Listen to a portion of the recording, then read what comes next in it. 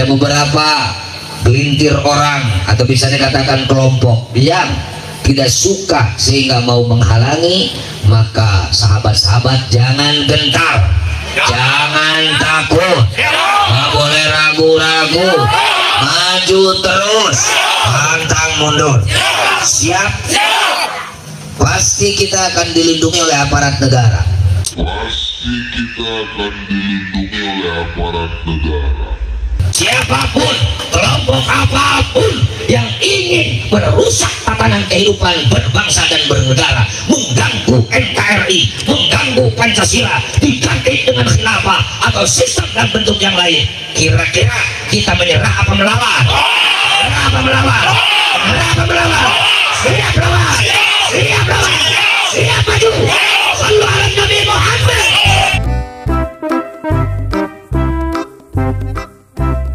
Assalamualaikum warahmatullahi wabarakatuh. Bismillahirrahmanirrahim. Alhamdulillah. Assalatu wassalamu ala Rasulillah Muhammad ibn Abdillah wa ala alihi wa sahbihi wa mawalah, amma ba'du. Ikhwatal iman dimanapun anda berada, semoga Allah tetap memberikan perlindungan kepada kita, kesehatan kepada kita semua. Amin. Allahumma amin. Ikhwatal iman, di sini ada sebuah video yang sangat asyik untuk kita simak dari Ustadz Alfian Tanjung ini. Bagaimana statement dari Ustadz Alfian Tanjung ini menyikapi Ki Imad atau Kiai Haji Imaduddin ini. Kemudian di dalam perspektif politik Imaduddin dan kawan-kawan, di sini memadukan dua hal ya, antara misi Imad dengan politik ini. Saya mendapatkan laporan dari kawan saya, atau nggak bisa dibilang intel terpercaya karena memang sekitar rumahnya tuh Bang Alfian di Karawang. Nah jadi memang dia sampaikan tiba-tiba di daerah tempatnya dia itu ada kayak satu tempat dipasangin plang-plang Bang Alfian, markas besar Laskar Agung Syekh Kuro Nusantara. Nah itu di situ ya macam-macam lah ya, diketat. Nah kemudian yang ingin datang ke tempat itu ternyata Imad, Bung Alfian. Nah kemudian ternyata kedatangan Imad itu tercium oleh umat Islam di Karawang, Bung Alfian. Ya mungkin saya rasa umat Islam di sana tidak ingin, Bung Alfian, hanya karena satu orang umat Islam terpecah kan, itu kan tidak bagus ya, Bung Alfian. Yeah. Nah ini kan akhirnya mereka melakukan aksi yang ujungnya adalah ratusan polisi dan TNI siaga di komplek pemakaman Syekh Kuro. Nah ini kan lucu, Alfian, untuk menjaga seorang Imad. Pasti kita akan dilindungi oleh aparat negara.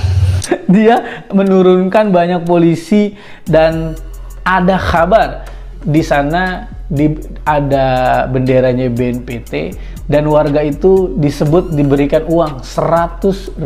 Wah, ini gimana nih? Respon awalnya dulu, Bu Alfian, silakan. Ya, yang pertama ini nggak bisa dipisahkan dengan Fuad Pleret. Ya. Jadi Imad dengan Fuad Pleret ini jangan-jangan satu guru satu ilmu gitu. Yang satu tampangnya kiai, tampangnya seolah-olah ulama, yang konon secara nasabiah pun sebenarnya dia dipersoalkan orang. Lu dari mana titisannya bang? Kan gitu ya. Nah yang jelas peristiwa ini adalah peristiwa yang harus dicermati. Kenapa ada orang berani berteriak-teriak untuk mensweeping habaib? Itu kan udah ancaman kriminal, tapi orang tersebut tidak mendapatkan treatment apapun ya kepada bapak kepolisian, kepada bapak-bapak aparat terkait, agar tolong dong, kalau orang sudah mengarah kepada perbuatan yang membuat keresahan dan ketidaknyamanan, jelas dia berpotensi melanggar hukum. Yeah. Jadi harusnya ancaman untuk mensweeping kan efeknya bisa efek fisik, bisa membunuh, bisa membakar, bisa menyeret, bisa mengusir. Kan itu namanya sweeping kan. Artinya ini juga catatan. Yang kedua, Imad udah jelas masyarakat udah nggak nerima. Kita tahu memang omongan-omongan orang ini nggak ada angin, nggak ada hujan, langsung tantang sono, tantang sini. Giliran ditantangin malah nggak datang kan gitu. Iya, kabur. Itu kan namanya ya lempar batu sembunyi tangan dan konyol. Dan saya pikir kepada para aparat juga jangan mempertontonkan arogansi. Bagaimanapun kami, saya dan masyarakat umum juga adalah masyarakat yang punya titisan leluhur kami. Kalau terus-terusan Anda mempertontonkan sebagai aparat yang seperti pelaku-pelaku nikah, pasukan Kempetai, atau orang yang pernah jadi aparat-aparat penjajah, satu waktu Anda akan berhadapan dengan generasi pahlawan dan titisan kepahlawanan yang mereka tidak hitung-hitungan untuk keberanian yang akan mereka tampakkan. Mungkin saya ingin kembali kepada adanya kedatangan orang bernama Imad. Ngapain gitu kan? Terus lalu pakai dikawal ratusan sampai sekian banyak. Untuk apa? Kalau memang dia resisten, larang aja dia datang ke situ. Betul. Kan begitu logika sederhananya. Kenapa Anda bisa membiarkan satu angkatan muda atau satu laskar ormas tertentu melarang ustadz tertentu untuk datang ke sebuah daerah, dan Anda biarkan saja itu. Padahal kita punya undang-undang dasar. Setiap warga negara berhak untuk menyampaikan pendapatnya selama pendapat tersebut tidak bertentangan dengan konstitusi dan prinsip-prinsip keyakinan masyarakat umum yang ngundang orang yang suka, orang yang nggak suka. Karena orang yang beda agama ikut-ikutan ngelarang.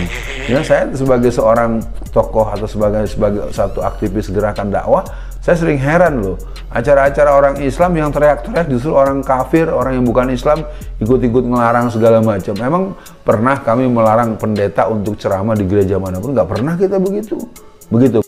Itulah tadi kupasan singkat dari Ustadz Alfian Tanjung. Keren pembahasannya ya. Lebih membuka kelogisan akal kita agar kita bisa berpikir yang lebih logis lagi, lebih sehat lagi ya. Ya, statement beliau sangatlah luas ya, pengetahuan beliau itu sangat luas tentang ilmu politik, kemudian agama ya. Semoga Allah tetap memberikan keselamatan untuk kita semua dari permainan-permainan orang yang tidak baik, dari fitnah-fitnah orang yang tidak baik, dan provokator-provokator yang akan menghancurkan umat Islam khususnya Nusantara ini. Semoga Ustadz Alfian Tanjung tetap diberi kesehatan dan kita semua tetap diberikan kesehatan. Semoga video ini bermanfaat. Wassalamualaikum warahmatullahi wabarakatuh.